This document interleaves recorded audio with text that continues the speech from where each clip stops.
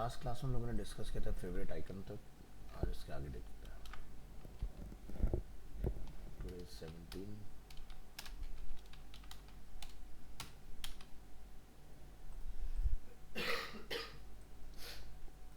आज का टॉपिक अपना HTML में पेज टाइटल। पेज टाइटल जो कि आप लोगों को ऑलरेडी बताया हुआ है, हम लोग हेड सेक्शन वगैरह में डिफाइन करते हैं इसको। So every web page should have a page title to describe the meaning of page. The title elements adds a title to your page. तो टाइटल हमें किस तरह से डिफाइन करना है? Under head section title. The title should describe the content and the meaning of the page. The page title is very important for search engine optimization, जिसको in short हम लोग SEO बोलते हैं. The text is used by search engine algorithm to decide the order when listing pages in search result. The title element defines a title in the browser toolbar, provides a title for the page when it is added to favorite, and displays a title for the page in search engine results. So try to make the title as accurate and meaningful as possible. So for example, जैसे कि हम फ्लिपकार्ट की site को visit करते हैं तो आप notice करेंगे ये इसका टाइटल है, और अगर आप इसको बुकमार्क करते हैं तो जो भी टाइटल वहाँ मेंशन होगा वो आपको यहाँ पर डिस्प्ले होगा इस तरह से. तो जो भी आप पेज का टाइटल लगते हैं at the time of book marking of your page, आपका जो टाइटल होता है वो अंडर नेम सेक्शन सेव हो जाता है इस तरह से. दूसरा, जब हम किसी पेज को सर्च करते हैं, जैसे कि अगर हम लोग गूगल में आते हैं, लिखते हैं flipkart.com, तब भी आपको अपना टाइटल देखने के लिए मिलेगा इस तरह से. बट यहाँ पर हम लोग क्या नोटिस कर रहे हैं? Triple dot. क्यों आ रहा है ट्रिपल डॉट? क्योंकि यहाँ पर टाइटल की जो लेंथ है 60 कैरेक्टर, उससे ज़्यादा लिमिट में टेक्स्ट लिखा गया है. दैट्स वाई यहाँ पर आपको ट्रिपल डॉट देखने के लिए मिल रहा है. तो टाइटल को under 60 character including white space लिखना होता है हमें, जैसे कि हमने अपने प्रोजेक्ट में यूज़ किया हुआ है अरीना पीवी. तो पेज का टाइटल विदाउट ट्रिपल डॉट आपको देखने के लिए मिलेगा बेस्ट एनिमेशन इंस्टीट्यूट इन दिल्ली एग्जाम्पल के तौर पर. नेक्स्ट टॉपिक है टेबल. टेबल काफ़ी यूज़फुल होता है जब हम लोग किसी वेबसाइट वगैरह को डिज़ाइन करते हैं. तो जैसे इसका एक लाइव एग्जांपल देखते हैं हम लोग.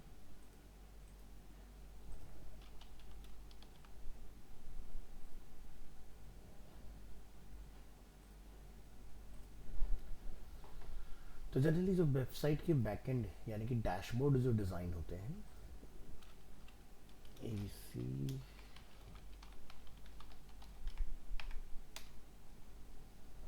तो आप यहाँ नोटिस करेंगे जो भी डेटा हम लोग यहाँ देख रहे हैं, जैसे टॉप स्टोर्स या रीसेंट ऑर्डर या प्रोडक्ट स्टॉक रिपोर्ट या फिर लेटेस्ट रिव्यूज़ या टॉप सेलिंग प्रोडक्ट, ये सब किसके अंडर में है?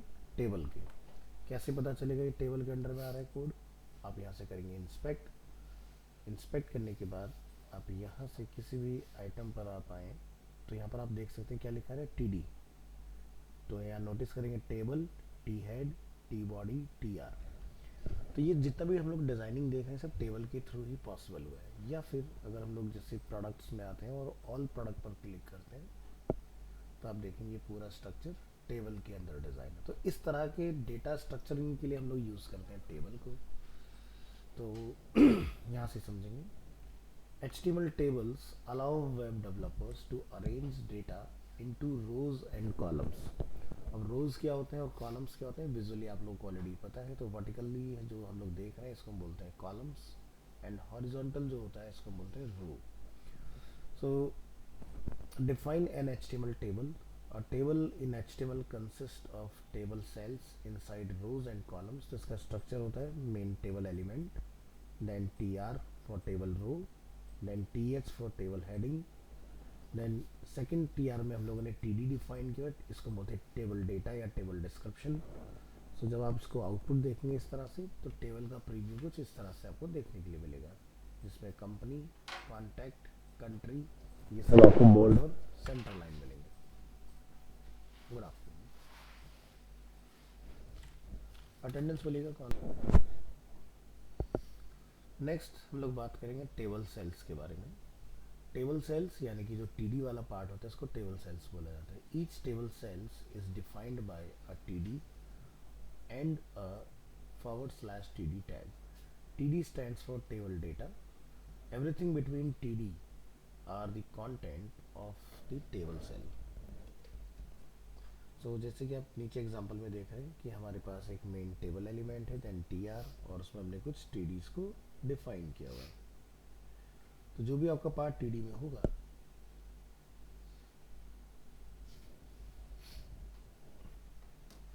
वो आपको टेबल के अंदर इस तरह से सेल्स में दिखाई देगा।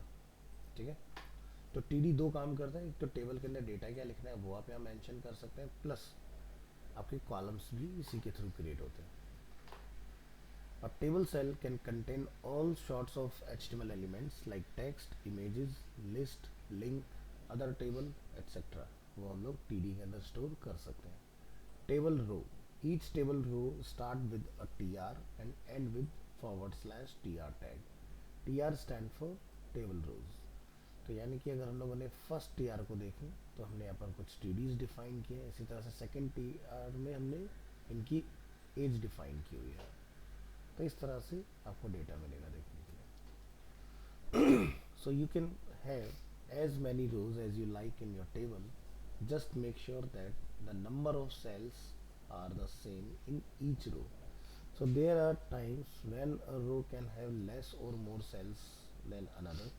So you will learn about that in a later files.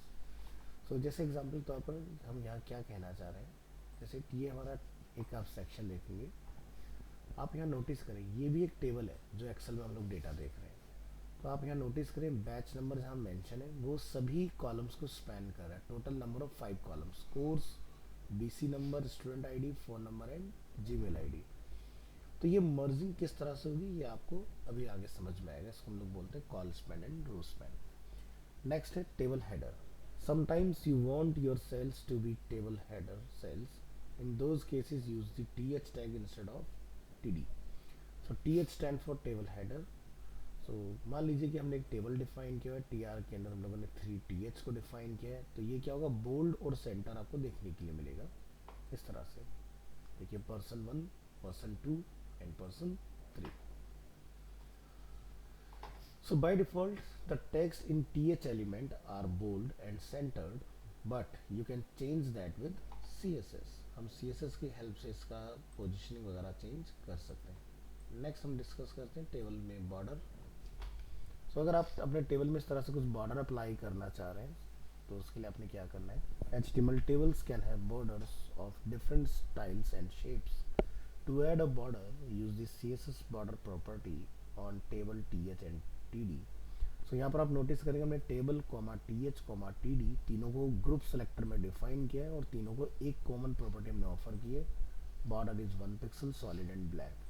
तो ये कुछ इस तरह से प्रीव्यू होगा आपको। इसी तरह से अगर आपको लगता है कि बॉर्डर मुझे डबल दिखाई दे रहा है, वो डबल ना आए, तो उसके लिए आपने एक प्रॉपर्टी ऐड करना है, बॉर्डर कोलैप्स।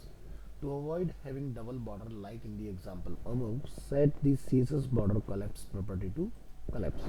तो इस तरह से फिर आपको सिंगल लाइन दिखाई देगी। Next, style table border.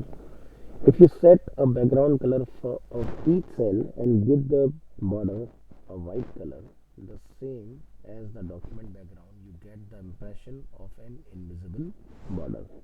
तो यहाँ पर अब आप देखेंगे व्हाइट कलर से बैकग्राउंड में आपका ये मर्ज हो रहा है इस तरह से।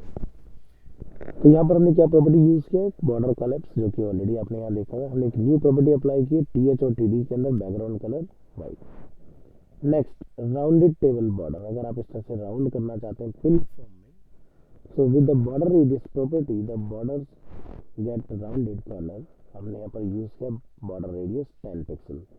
टेबल टीएच टीडी सभी को हमने राउंडेड बॉर्डर ऑफर किया है। इसी तरह से अगर आप चाहते हैं कि आउटर बॉर्डर राउंडेड ना हो तो skip the border around the table by leaving out table from the CSS selector. तो हम यहाँ पर टारगेट कर ओनली टीएच एंड टीडी, और आप यहाँ देख सकते हैं आपका आउटर वाला बॉर्डर यहाँ नहीं दिखाई देगा, ओनली इनर बॉर्डर आप यहाँ एक्सपीरियंस करेंगे।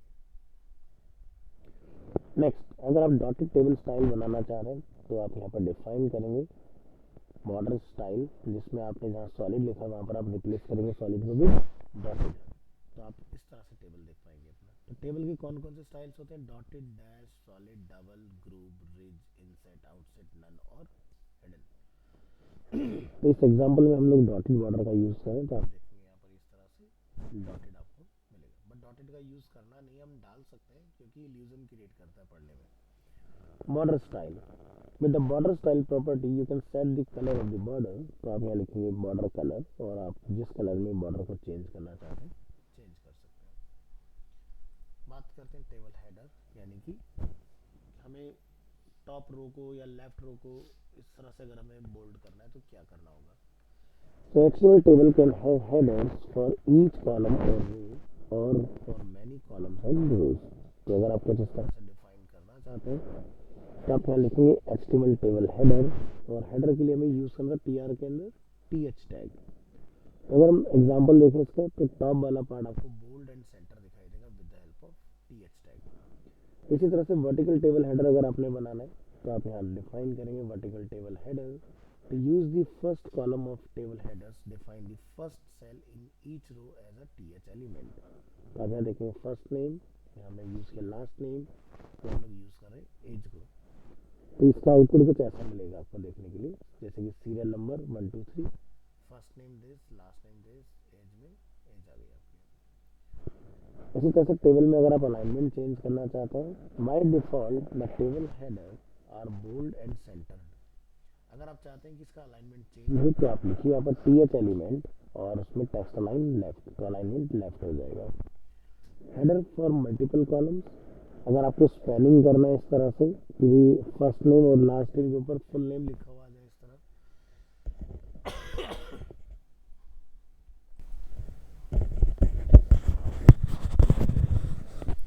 तो उसके लिए आप यहाँ पर डिफाइन करेंगे कॉल स्पेन 2।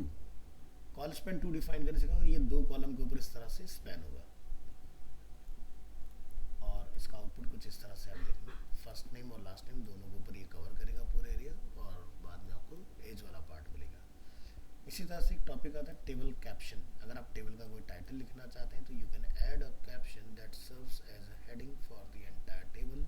तो इसके लिए आप यहाँ यूज़ करेंगे कैप्शन, जिसमें लिखा हुआ है मंथली सेविंग्स और कैप्शन क्लोज। तो इस तरह का प्रीव्यू आपको मिलने वाला है इसमें। Next, the caption tag should be inserted immediately after the table tag. इसका आपको ध्यान रखना है खास, ये किसी TR के बाद नहीं होना चाहिए, अदरवाइज वर्क नहीं करेगा। नेक्स्ट आता है padding and spacing in table. HTML tables can adjust the padding inside the cells and also the space between the cells। So HTML table cell padding. Cell padding is the space between the cell's edge and the cell's content. By default, the padding is set to 1 pixel. To add padding on table cells, use the CSS padding property। तो हम लोग TH और TD में padding बढ़ाना चाह रहे हैं, तो आप यहाँ देख सकते हैं इस तरह से टेक्स्ट आपको स्पेस के साथ डिस्प्ले होगा। To add padding only above the content, use the padding top property and the other sides with the padding bottom, padding left and padding right। तो यहाँ पर हम लोग चारों साइड से अलग अलग पैडिंग अप्लाई कर रहे हैं, तो आप यहाँ देख सकते हैं टॉप, लेफ्ट, राइट और बॉटम चारों साइड से अलग डेटा आपको मिलेगा। टेबल में बात करते हैं सेल स्पेसिंग। अगर आप सेल में स्पेसिंग बनाना चाहते हैं, यानी कि दो कॉलम के बीच में गैप क्रिएट करना चाह रहे हैं, तो cell spacing is the space between each cell. By default, the space is set to 2 pixels. To change the space between table cells, use the CSS border spacing property on the table element। तो हमने यहाँ पर define किया border spacing, तो आप यहाँ notice करेंगे sales के बीच में इस तरह से गैप आप देख पाएंगे, पर इस तरह की रिक्वायरमेंट रेयर होगी, बहुत ज़्यादा आपको देखने के लिए नहीं मिलेगा। Next, col span and row span. Like हमें दो कॉलम्स को मर्ज करना हो, दो रो को मर्ज करना हो, या दो रो एंड दो कॉलम्स को मर्ज करना, तो ये पॉसिबल किस तरह से होगा? सो HTML tables can have cells that span over multiple rows and columns।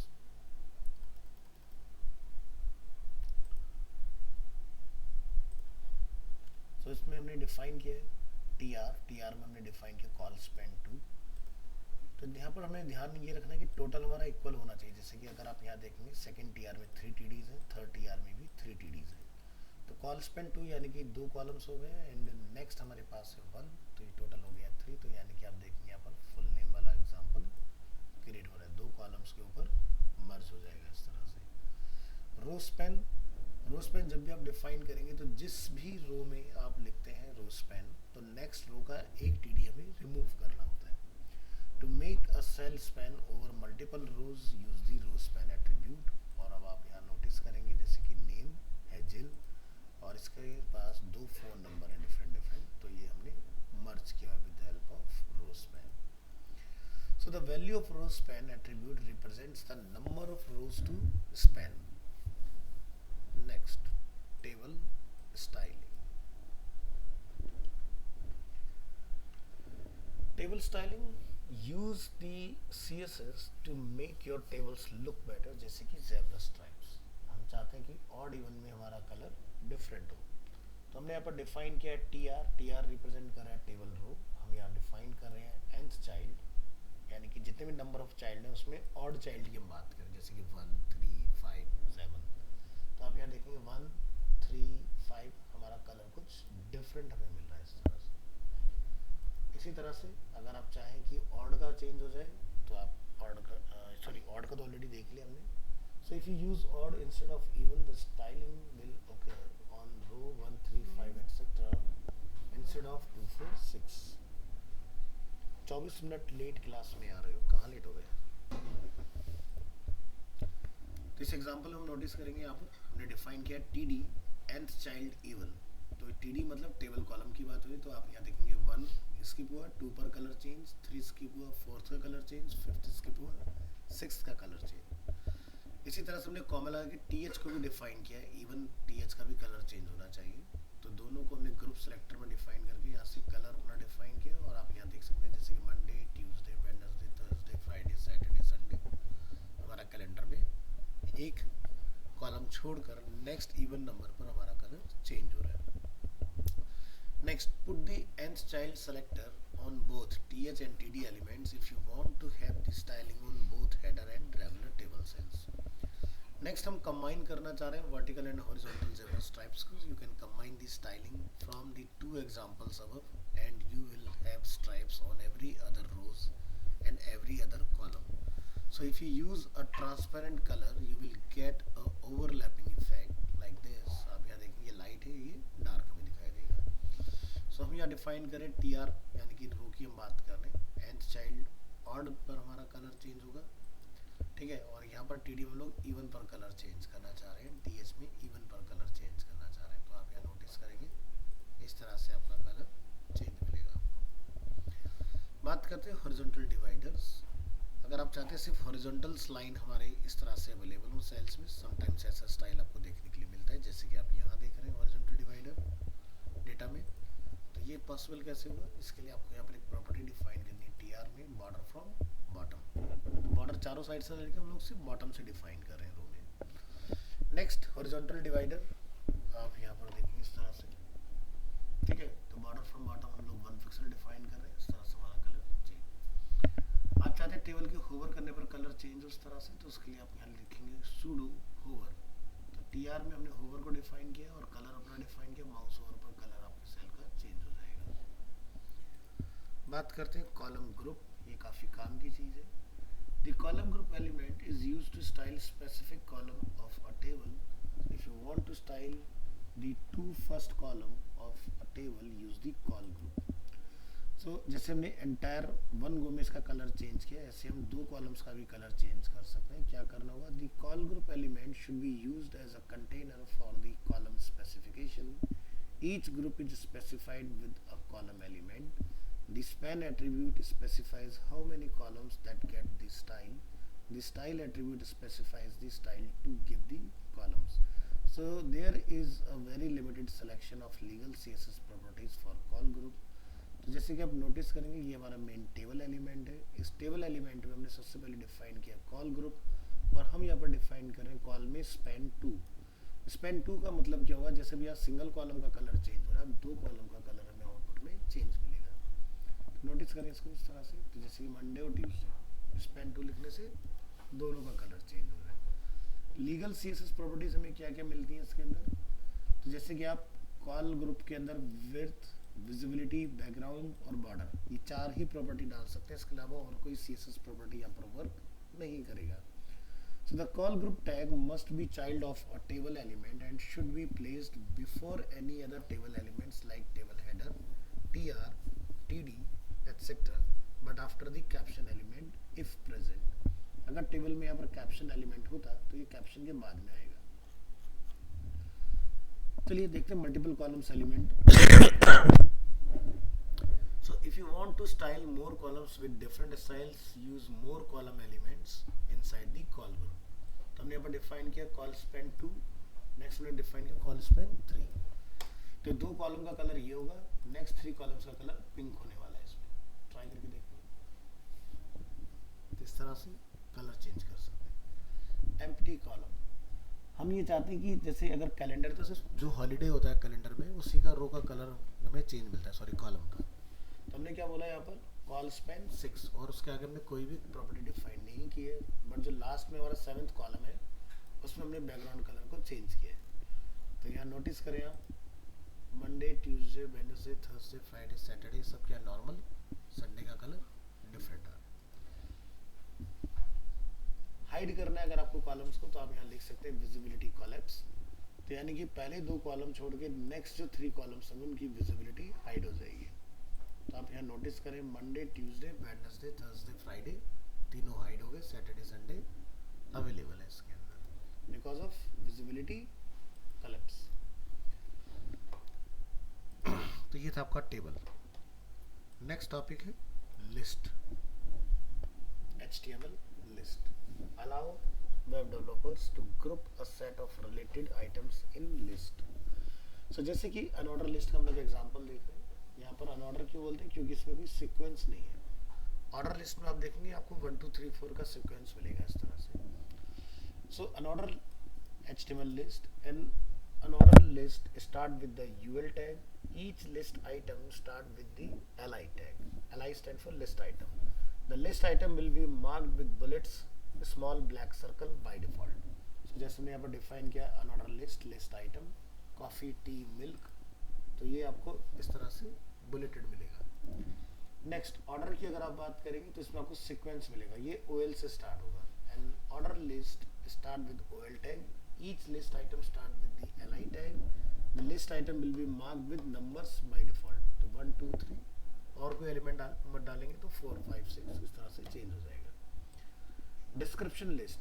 HTML also support description list. A description list is a list of terms with a description of each term. The DL tag defines the description list. The DT tag defines the term name, and the DD tag describe each term. So DL for definition list, DT for definition term, DD stand for definition description.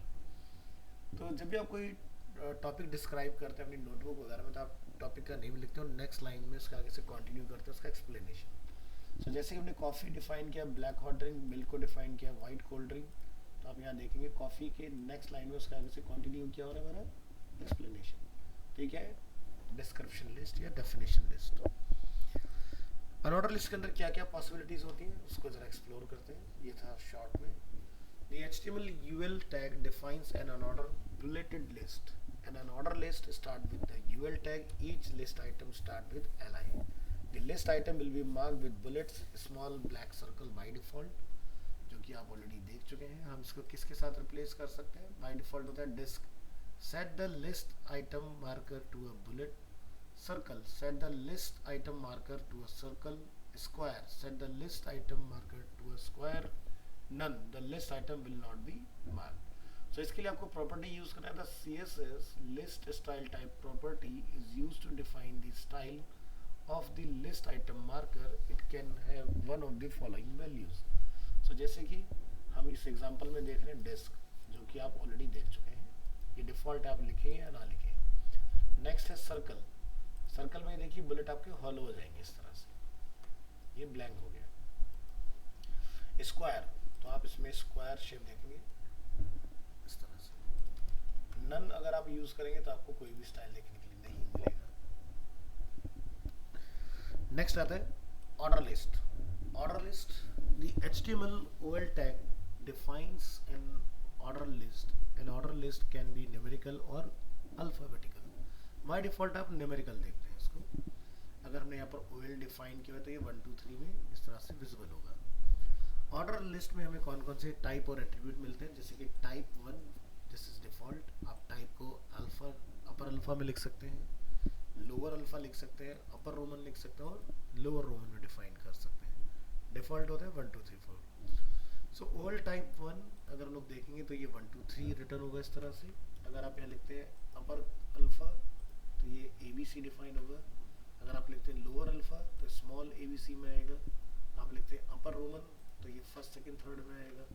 आप लिखते हैं small I यानी कि lower Roman तो ये इस तरह से हम देखेंगे इसको. बात करें अगर हमें नेस्टेड करना हो सो OL में हम यहाँ देख सकते हैं कि ये आपका LI यहाँ पर मेंशन है तो ये 1 2 3 हो जाएगा या ABC हो जाएगा, जो भी हमने यहाँ पर टाइप डिफाइन किया होगा. तो हमने OL का टाइप क्या रखा है डिफॉल्ट ABC. इसके अंदर जब हम लोग T की बात करें तो T के दो टाइप्स हैं, ब्लैक एंड ग्रीन, तो हमने उसको लिखा है स्मॉल a. और आप यहाँ नोटिस कर सकते हैं कि T के आपके जो डिस्क्रिप्शंस है स्मॉल में आपको देखने के लिए मिलेंगे इस तरह, जिसको बोलते हैं nested. So a list item li can contain a new list and other HTML elements like image and links etc. Other list की बात की जाए कौन कौन सी हमारे पास, तो जैसे कि अभी हम लोग ऑलरेडी डिस्कस कर चुके हैं डिस्क्रिप्शन लिस्ट, जिसको हम लोग बोलते हैं DL, तो ये भी आप डिफाइन कर सकते हो. तो तीन तरह की लिस्ट है, अनऑर्डर, ऑर्डर एंड डिस्क्रिप्शन. बात करते हैं ब्लॉक और इनलाइन एलिमेंट में डिफरेंस क्या होता है और कौन कौन से हमारे ब्लॉक और इनलाइन एलिमेंट्स होते हैं. Every HTML element has a default display values depending on what type of element it is. The two most common display values are block and inline. Inline element क्या होते हैं, जब आप कोई element call करते हैं HTML का तो वो सेम लाइन में इंसर्ट होता है. जैसे कि अगर आप दो इमेजेस कॉल कराओगे IMG टैग के थ्रू और अगर उनका विड्थ बहुत ज़्यादा नहीं है तो वो एक दूसरे की साइड बाय साइड आएंगे. ठीक है, तो इसको हम बोलते हैं इनलाइन एलिमेंट. ब्लॉक एलिमेंट जैसे कि आपने देखा होगा, अगर आप H1 एलिमेंट डिफाइन करते हो, H2 डिफाइन करते हो, वो न्यू लाइन प्रोड्यूस करता है ऑटोमेटिक. या फिर आपने नोटिस किया होगा पैराग्राफ जब भी आप दो बार बनाते हो तो वो न्यू लाइन प्रोड्यूस करता है, तो उसको हम क्या बोलते हैं ब्लॉक एलिमेंट. जैसे कि यहाँ पर दो स्टेटमेंट है, हमारे पास स्पेस अवेलेबल है बट दोनों लाइन हमारी अलग अलग है. ठीक है, तो पैराग्राफ जो होता है वो ब्लॉक एलिमेंट होता है, हेडिंग जो होता है वो ब्लॉक एलिमेंट होता है. ऐसे सो मेनी एलिमेंट्स हैं जो ब्लॉक में कंसिडर होता है.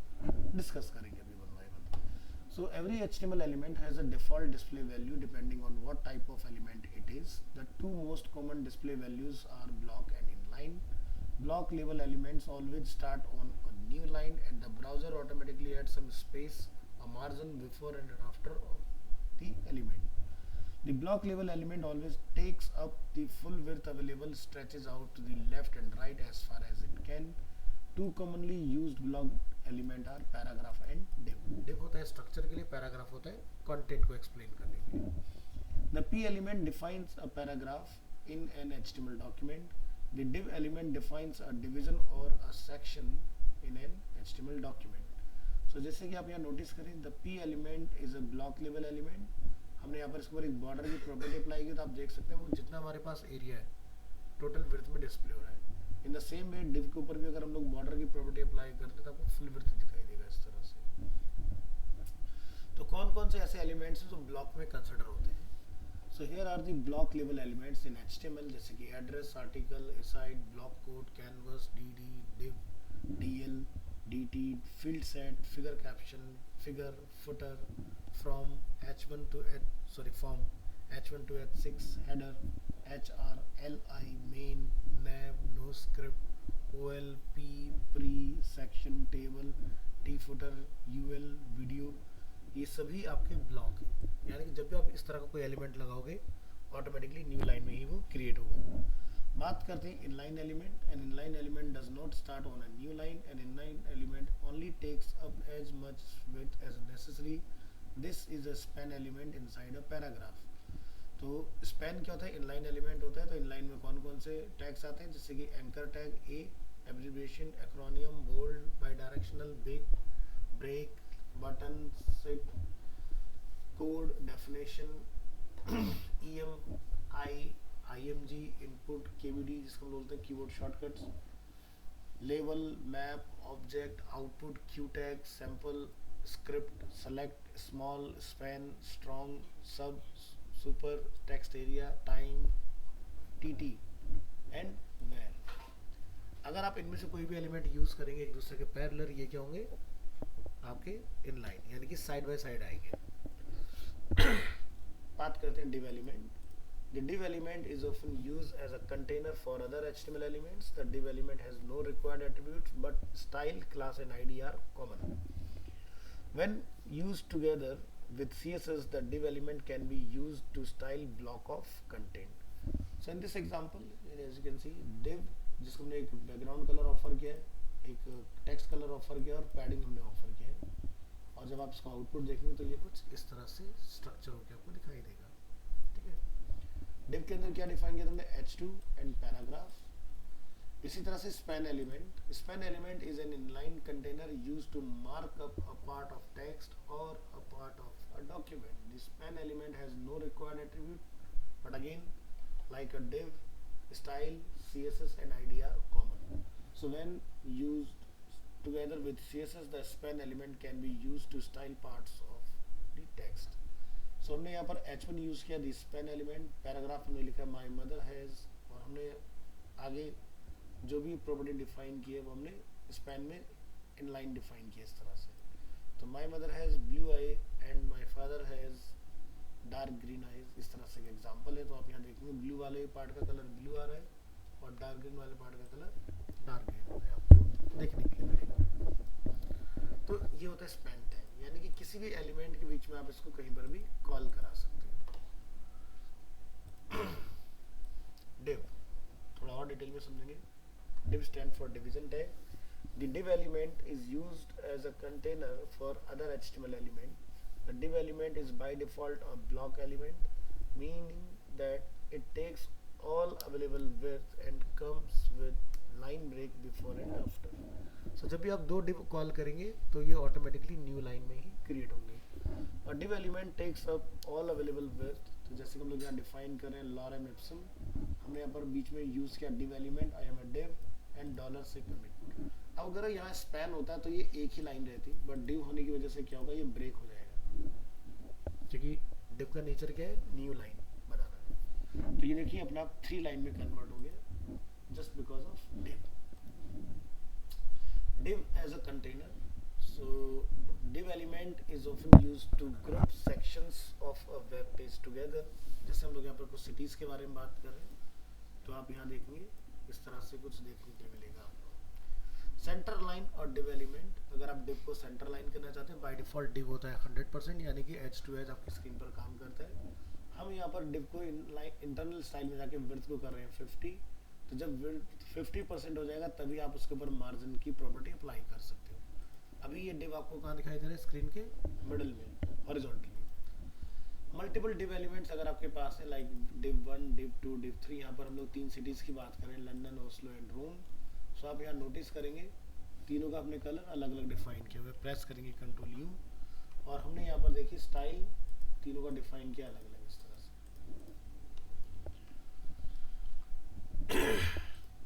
नेक्स्ट, डिव का alignment, aligning div element side by side. So when building web pages you often want to have 2 और more div elements side by side. So इसके लिए आपको यूज करना होगा float property. The CSS float property was not originally meant to align div elements side by side, but has even used for this purpose for many years. So the CSS float property is used for positioning and formatting content and allow elements float next to each other instead of on top of each other. So यहाँ पर इस example में आप notice करेंगे London, Oslo, रोम तीनों क्या है, side by side display हो रहे हैं। कैसे पॉसिबल हुआ? हमने इन तीनों सिटीज को, जो 3 डिव थे हमारे पास, उनको एक और डिव के अंदर पास किया जिसका नेम क्या है, माई कंटेनर। माई कंटेनर को हमने विड्थ ऑफर किया 100% और ओवरफ्लो करने बोला है ऑटो। माई कंटेनर के अंदर जो हमारे पास 3 डिफरेंट डिव्स हैं फॉर 3 डिफरेंट सिटीज के लिए, उसमें हमने विड्थ को यहाँ पर कंट्रोल किया 100% को डिवाइड करेंगे अगर 3 में तो 33.33% रिसीव होगा। और फ्लॉट को हमने क्या मेंशन किया है, फ्लॉट लेफ्ट। तो लेफ्ट लिखने से क्या हुआ, तीनों डिव एक दूसरे के साइड बाय साइड आपको देखने के लिए मिलेंगे इस तरह से। Next, inline block.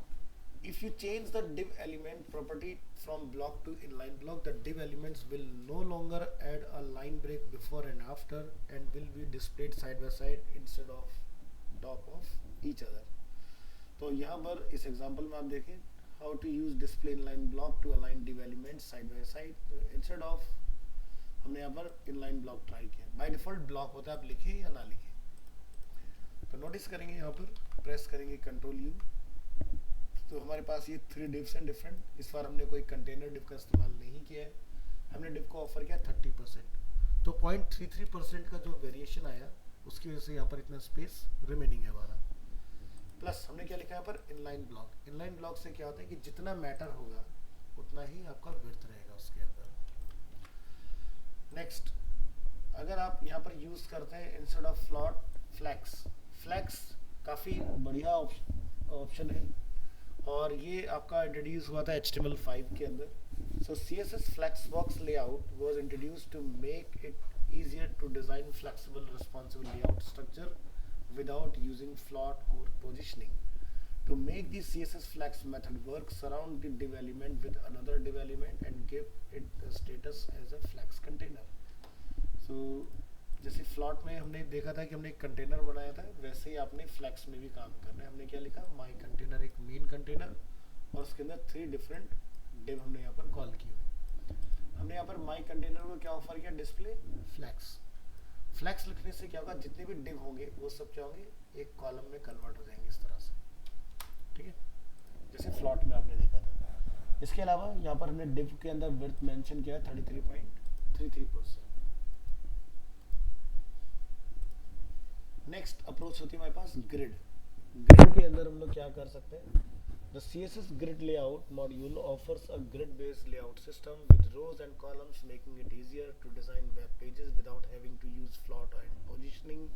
Sounds almost the same as a flex but has the ability to define more than one row and position each row individually.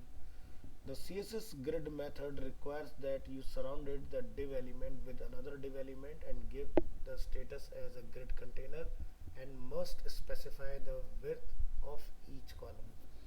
तो हमारे पास यहाँ पर एक क्लास अवेलेबल है ग्रिड कंटेनर, जिसमें हमने डिफाइन किया display grid. Grid template column से हमने तीनों जो डिव हैं उनकी विड्थ को डिफाइन किया 33%. तो आप यहाँ देखेंगे इस तरह से ये तीनों का आउटपुट आपको मिल जाएगा. तो ये देखिए, first div, second div, third div, इन तीनों को हमने डिफाइन किया एक मेन कंटेनर के अंदर.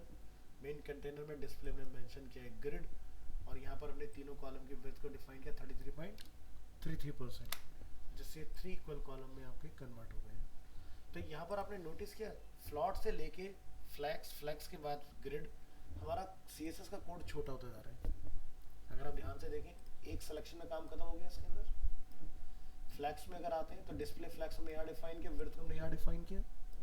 अगर हम लोग फ्लॉट में आते हैं तो फ्लॉट में आपने क्या देखा, विड्थ डिफाइन करना पड़ रहा है, ओवरफ्लो डिफाइन करना पड़ रहा है, फिर विड्थ डिफाइन करना पड़ रहा है अगेन यहाँ पर, देन अगेन फ्लॉट. तो आप देखेंगे कि जितना हम लोग एडवांस की तरफ जा रहे हैं उतना हमारा कोड छोटा होता जा रहा है. तो देखिए, डिज़ाइन आप इस कोड के थ्रू भी अचीव कर रहे हैं, इस कोड के थ्रू भी अचीव कर पा रहे हैं. बट अगर आपका आउटपुट सेम आ रहा है सभी में, तो आप कोशिश करें उस अप्रोच के साथ जिसमें आपका कोड शॉर्टर बने, क्योंकि जितना छोटा कोड होगा ब्राउजर में पेज आपका उतना ही फास्ट लोड होगा. ठीक है, तो फ्लॉट पर भी हम लोग वेबसाइट डिज़ाइन करना सीखेंगे, फ्लैक्स पर भी सीखेंगे और ग्रिड के ऊपर भी सीखेंगे. आप कोशिश कीजिएगा फ्लैक्स और ग्रिड के ऊपर बहुत अच्छे से डिज़ाइन बनाने का. बात करेंगे क्लास के बारे में. The HTML class attribute. The HTML class attribute is used to specify a class for an HTML element. Multiple HTML element can share the same class. So using the class attribute is often used to point to a class name in a style sheet. It can also be used by a JavaScript to access and manipulate elements with this specific class name. So in the following example, we have 3 div elements with a class attribute with the value of city. All of 3 div element will be styled equally according to the .city style definition in the head section. So here as you can notice, city class यहाँ पर available है. background color tomato, color white, border हमने define किया, margin and padding. इन तीनों div को हमने city class को offer किया है और आप यहाँ देखेंगे तीनों का आउटपुट हमें सेम मिल रहा है। अब कल को क्लाइंट अगर कहता है कि भाई कलर को चेंज कर दो, तो आप एक क्लास में चेंज करेंगे और सभी क्लासेस में आपको चेंजेस देखने के लिए मिलेंगे। लेट्स से मैं टोमेटो की जगह यहाँ पर पिंक कलर ऐड कर देता हूँ, तो वन गो में कलर चेंज हो गया ना। टेक्स्ट का कलर आप चेंज करना चाहते हैं, हम यहाँ से ब्लैक कर सकते हैं। बट अगर हम इनलाइन अप्रोच के साथ जाएंगे तो मुझे 3 बार अलग अलग लाइन में जाके चेंज करना होगा। बट स्टाइल एक होने की वजह से क्या हो रहा है, सभी में चेंजेस आप एक साथ देख पा रहे हैं। तो यानी कि जब क्लाइंट आपसे बोले चेंजेस करने के लिए, तो आपने यहाँ चेंज करना है इधर सिटी क्लास में। सिटी क्लास तीनों के साथ पॉइंटेड है, तो ऑटोमेटिकली जो भी चेंजेस आप यहाँ करेंगे नीचे चेंज हो जाएंगे। Next, in the following example we have two span elements with a class attribute with the value of note. Both span elements will be styled equally according to the note style definition in the head section. इस बार इस example में हमने city की जगह पर note class का use किया। Font का साइज है 120% और कलर क्या है रेड। तो देखो H2 में भी हमने स्पैन का यूज़ किया है एंड पैराग्राफ में भी हमने स्पैन का यूज़ किया है, बट 120% है। तो यानी कि परसेंट कैसे काम करता है, यानी कि हेडिंग का जो भी साइज होगा उसका 120% हो जाएगा, पैराग्राफ का जो भी साइज होता है उसका 120% हो जाएगा। यानी कि आप यहाँ देखेंगे दोनों में चेंजेस दिखाई दे रहे हैं साइजेस के अंदर। हमने कोई पिक्सल मेंशन नहीं किया, तो परसेंटेज यानी कि जो भी हेडिंग का साइज होता हो उसके अंदर 120% कर दो, तो आपका साइज इस तरह से चेंज हो जाएगा। So the class attribute can be used on any HTML element. जैसे कि आपने यहाँ नोटिस किया, हमने नोट क्लास को दोनों जगह पर इस्तेमाल किया हुआ है। The class name is case sensitive.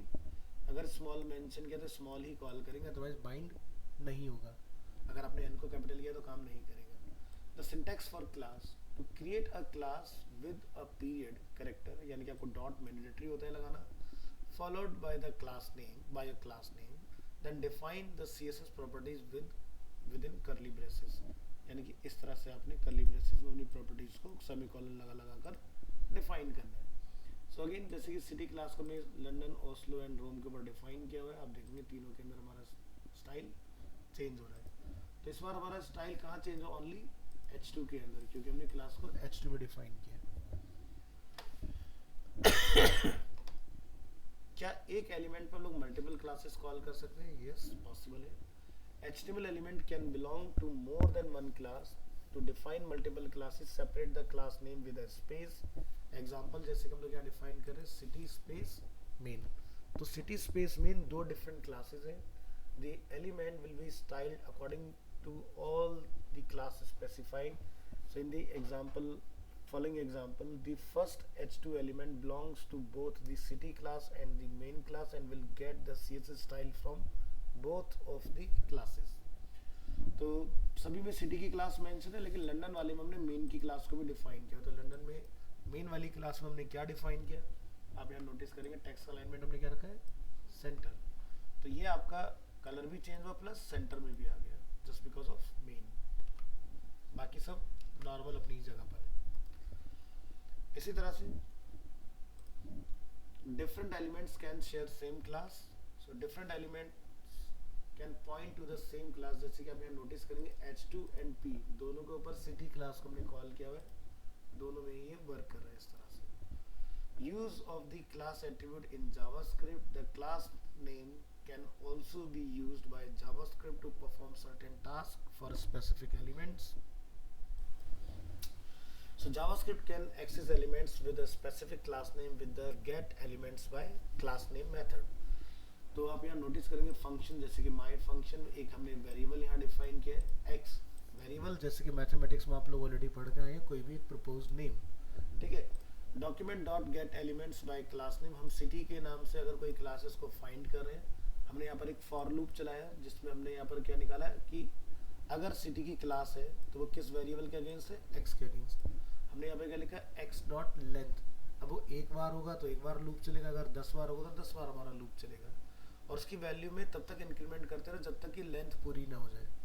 Plus जहाँ पर भी हमारी क्लास लगी है उसका डिस्प्ले आप क्या कर दें, नन। तो यानी कि जब हम लोग इसको यहाँ रन करेंगे, हमने यहाँ पर रन किया इसको बटन के ऊपर, अब जहाँ जहाँ पर भी आपकी सिटी की क्लास है देखो सबका डिस्प्ले क्या हो गया, नन हो गया इस तरह से। तो ये आप देख सकते हैं यहाँ पर, ये हमारी सिटी क्लास जो सबके ऊपर मेंशन है। बाय डिफॉल्ट डिस्प्ले आपका ब्लॉक होता है, हमने इसको मैनिपुलेट किया जावास्क्रिप्ट से नन में। तो डिस्प्ले नन क्या करता है, एलिमेंट को हाइड करता है। नेक्स्ट टॉपिक आता है आपका ID. HTML ID attribute is used to specify a unique ID for an HTML element।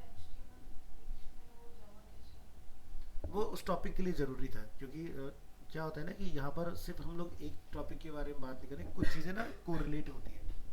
अब आपका जैसे HTML के बाद में इसमें आप देखो CSS भी पढ़ रहे हो थोड़ा थोड़ा, है ना, लेकिन CSS का डेडिकेटेड टॉपिक पूरा अलग से है। नहीं नहीं नहीं, HTML देखो क्या है ना, कोई भी अगर खाली आप HTML पढ़ोगे तो उससे कुछ नहीं होता, ठीक है। HTML के साथ CSS मिक्स होगा तो उसका लुक एंड फील आता है। अगर आप जावास्क्रिप्ट मिलाएंगे तो उसके ऊपर इंटरेक्टिविटी आती है। अब मान लो कि मैं आपको एक फ्लिपकार्ट जैसी वेबसाइट दे दूं कि लो जी ये मैंने एक HTML में बना के दे दिया आपको साइट। अब इसके अंदर अगर जावास्क्रिप्ट नहीं होगा तो देखो क्या होगा।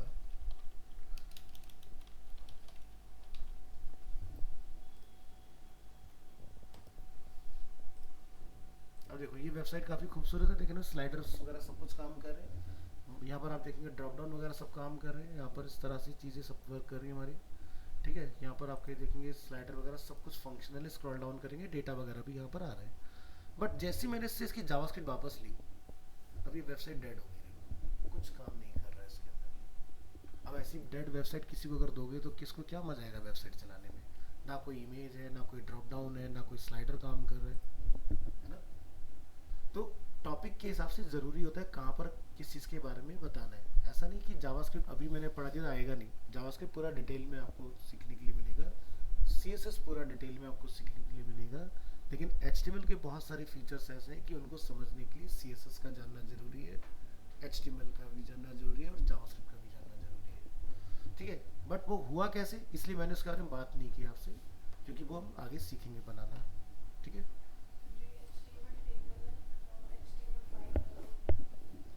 अभी जो आप पढ़ रहे हो ये 5.2 ही आप पढ़ रहे हो, और जो टेबल आप पढ़ रहे हैं वो भी HTML 5.2 का ही पार्ट है। इसलिए मैंने आपको लाइव एग्जांपल दिखाया इस वेबसाइट के अंदर कि अगर मुझे इस तरह से किसी डेटा को मैनेज करना होगा तो आपको टेबल की रिक्वायरमेंट आएगी, ठीक है। तो हर एक चीज़ जो भी हम आपको पढ़ा रहे हैं पहले उसका प्रैक्टिकल एग्जाम्पल इसलिए दिखाते हैं ताकि आप कनेक्ट करें उसके साथ।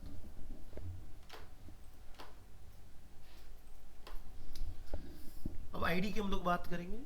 HTML ID attribute is used to specify a unique ID for an HTML element. You cannot have more than one element with the same ID in an HTML document.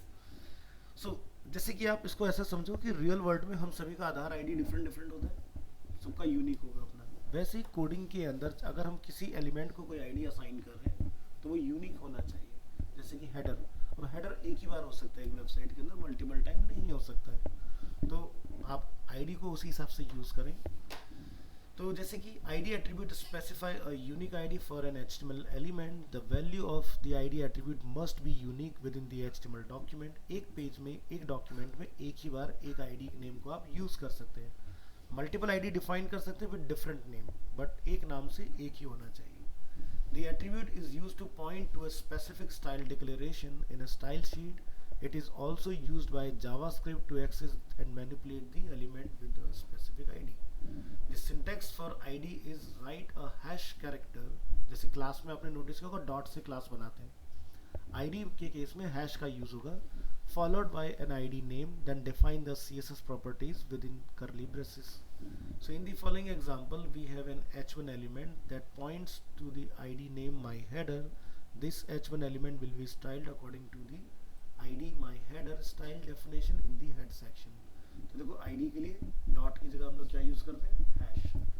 दूसरा, जब भी आप कोई नेम डिफाइन करेंगे किसी ID का तो उसमें स्पेस नहीं होना चाहिए, उसमें कैमल केस का यूज होगा, यानी कि myHeader दो अलग वर्ड है तो सेकंड वर्ड का फर्स्ट लेटर कैपिटल होगा। हमने यहाँ पर सेम CSS की तरह प्रॉपर्टी को डिफाइन किया हुआ है और आप यहाँ आउटपुट में देखेंगे इसका कलर हमें चेंज मिल रहा है। अब इतना काम आप CSS से भी कर सकते हो, यहाँ पर ID का कोई मैजिक नहीं हो रहा है इसके अंदर। तो ID का यूज एक्चुअल में होता है क्या है, इसको जरा हम लोग डिफरेंस में समझते हैं।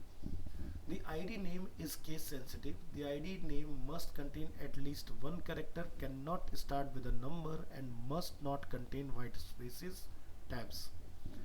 सो डिफरेंस क्या है क्लास और आईडी में? A class name can be used by multiple HTML element while an ID name must only be used by one HTML element within the page.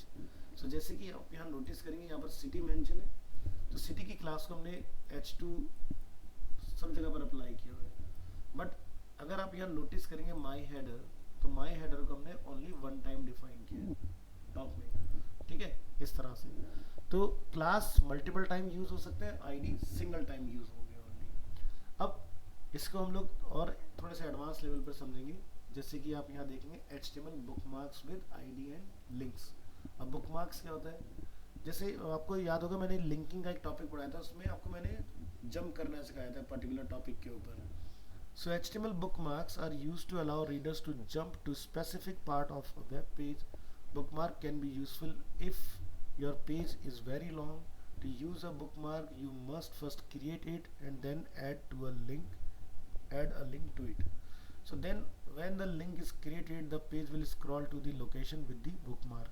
So जैसे कि आप यहाँ देखेंगे H2 हमने ID यहाँ पर मेंशन किया, C4 मीन्स चैप्टर 4। तो यहाँ पर इसकी लिंकिंग कैसे करेंगे आप?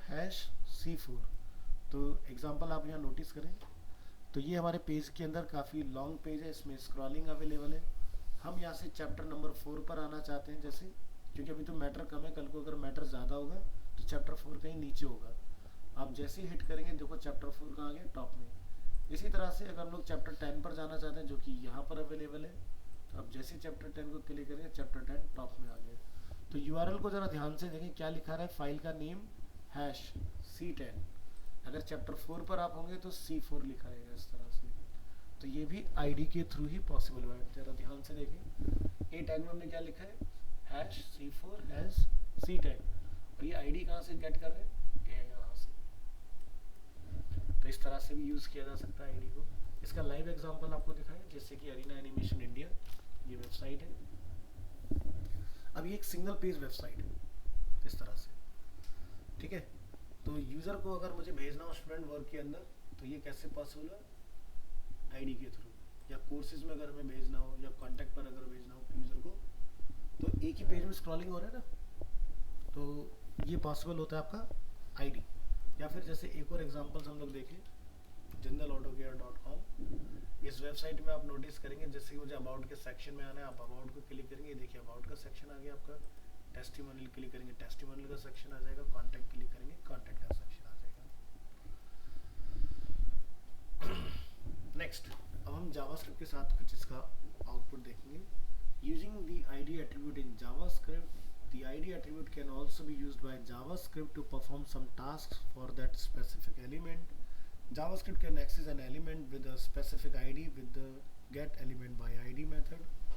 So use the ID attribute to manipulate text with JavaScript। तो हमने एक फंक्शन यहाँ पर क्रिएट किया है, डिस्प्ले रिजल्ट। अब ये फंक्शन अगर किसी बटन पर ट्रिगर होगा और जिसका भी ID माई हेडर होगा, उसमें लिखा आएगा हैव अ नाइस डे।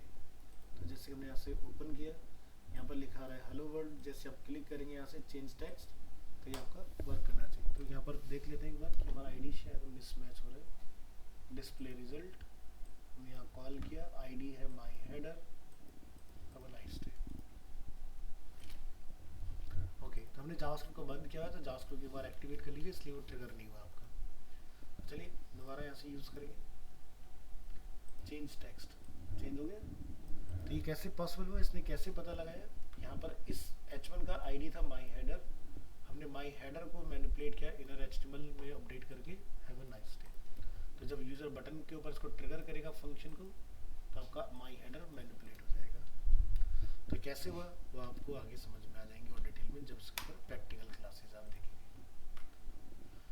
इसी तरह से जैसे आपको पेज में अगर गूगल मैप को एम्बेड करना हो, तो मैप को एम्बेड कैसे करते हैं? आपको जाना है maps.google.com। यहाँ से जो भी लोकेशन आप अपनी ऐड करना चाहते हैं उसको पहले फाइंड कर लीजिए, जैसे कि अरीना एनिमेशन प्रीत बिहार, ये हमारी लोकेशन आ गई इसके अंदर। अब ये लोकेशन हम मैप में अपने लगाना चाह रहे हैं, यानी कि कॉन्टैक्ट के पेज में। तो यहाँ पर एक शेयर का बटन मिलेगा, एम्बेड का ऑप्शन मिलेगा। यहाँ से आपने क्या करना है, कोड को कॉपी करने के बाद आप इस कोड को क्या करेंगे, उस पर्टिकुलर फाइल में लाके ऐड करेंगे, जैसे हमने यहाँ पर ऐड किया हुआ है। तो जैसे जैसे कि मैं एक नोटपैड फाइल बना लेता हूँ और यहाँ पर हम लोग कुछ डिफाइन कर लेंगे, जैसे कि doc type HTML caps lock off, फिर क्या ओपन करते हैं HTML, देन हेड, और हेड में क्या होता है टाइटल, लिख दीजिए जैसे कि Google map, title close, head close, open करेंगे बॉडी, बॉडी को क्लोज कीजिए और HTML क्लोज। बॉडी में लाके आपने अपना कोड क्या है कॉल कर देना है जो हमने गूगल से लिया है। फाइल को आप सेव करेंगे, Ctrl+S, लोकेशन बताइए कहाँ सेव करना चाहते हैं, TTS 22330 अप्रैल मंथ में हम यहाँ पर लिख देते हैं इसको google-map extension .html। प्रेस करेंगे Ctrl+O फॉर ओपन, और ये हमारी फाइल है गूगल मैप के नाम से, ये देख सकते हैं गूगल मैप इंटीग्रेट हो गया हमारे पेज में। अब इसकी विड्थ वगैरह अगर आपको चेंज करना है तो कोड में आएंगे अपने, यहाँ पर हम फाइंड करेंगे क्या कहीं पर कोई विड्थ जैसी वैल्यू है। यहाँ जैसे मुझे फुल विड्थ करना है तो क्या लिख देंगे 100%। अब ये क्या दिखता है, हो गया चेंज। तो इस तरह से ऐड कर सकते हैं। इसी तरह से हम यहाँ पर नीचे देखेंगे यूट्यूब से हमने एक वीडियो को ऐड किया हुआ है, वीडियो किस तरह से ऐड होगा उसके लिए आपको यूट्यूब की वेबसाइट पर आ जाना है, और यहाँ से आके आपको जो भी कंटेंट एम्बेड करना है आप यहाँ से इसको क्लिक कर लें। क्लिक करने के बाद आपने यहाँ से यहाँ पर जाइए, आपको मिलेगा शेयर का ऑप्शन, शेयर के अंदर आप देखेंगे एम्बेड, एम्बेड के अंदर आपको यहाँ से मिलेगा कोड, इसको आपने करना है कॉपी। कॉपी करने के बाद आप इसको लाके इस तरह से कॉल कर लेंगे। विड्थ कितना रखना चाहते हैं अगेन आप यहाँ पर स्पेसिफाई करेंगे लाइक 100%, और अपने पेज को आप यहाँ पर रिलोड करेंगे। ये देखिए वीडियो आपका यहाँ पर अवेलेबल है। तो इसको हम लोग यूज करते हैं आई फ्रेम एलिमेंट की हेल्प से, ठीक है। तो अगर आप चाहते हो कि आप अपने YouTube वीडियो के लिए कस्टम ट्रिगर बनाना चाहते हो कि भाई मेरे पास बटन्स हो कि मैं प्ले पॉज उसको या वॉल्यूम अप एंड डाउन जो भी मुझे करना है, या उसका साइज मुझे फुल स्क्रीन या नॉर्मल में करना है, तो उसके लिए आप जावास्क्रिप्ट का कोड कर सकते हो। वो सिखा देंगे आपको कि कैसे इसके लिए कोडिंग करनी है आप।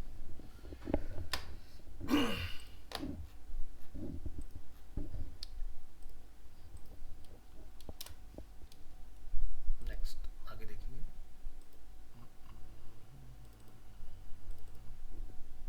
ये चलो इतना रखते हैं, पहले आपका काम चेक करते हैं आज के लिए कि क्या क्या काम करके लेकर आए हो आप लोग। करा है किसी ने कुछ नहीं?